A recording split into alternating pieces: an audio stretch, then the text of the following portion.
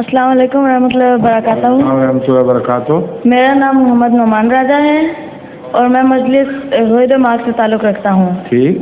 اور میرا سوال یہ ہے کہ یہ جن کا وظیفہ کرتے ہیں اور کسی کے لیے بھی کہ یہ ہماری چیز یہ ہمارے لیے قبول ہو جائے کسی دعا کو قبول کروانے کے لیے، تو دعا کو قبول کرنے کے لیے قرآن شریف نے ایک ہی بات لکھی ہوئی ہے، اگر دل بے قرار ہے اور اللہ کے حضور خالص ہو کر انسان دعا کرتا ہے تو قرآن کہتا ہے وہ دعا قبول ہو جاتی ہے.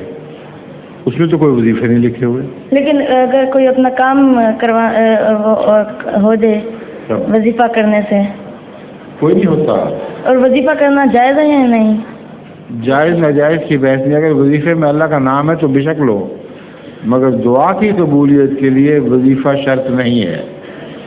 قرآن کریم نے کسی دعا کے لیے کوئی وظیفہ نہیں لکھا.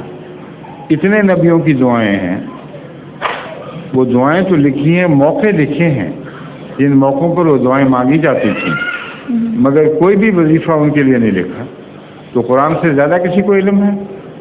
اس لیے مولوی جنہوں نے وظیفے بنائے ہوئے اپنی طرف سے بنائے پھرتے ہیں. قرآن کریم نے تو صرف دعا رکھا ہے. دعا اپنے الفاظ میں مانگو، اللہ اسے قبول فرمائے گا اگر سچے دل سے مانگو گے تو. ٹھیک ہے جی کہ نہیں؟ میرا مطلب جی ٹھیک ہے، لیکن میرا مطلب تھا کہ اگر کوئی اپنا کام پورا ہو جائے وظیفہ کرنے سے تو یہ جائز ہے یا نہیں؟ کام ہوتا ہی نہیں پورا. غلط فہمیاں ہیں یہ، یوں ہی فتنے فساد کی باتیں ہیں. وظیفے پڑھ کے کام نہیں ہوا کرتے، دعاؤں سے کام ہوتے ہیں. باقی سب کس سے بنائے ہوئے ہیں لوگوں نے. ٹھیک ہے.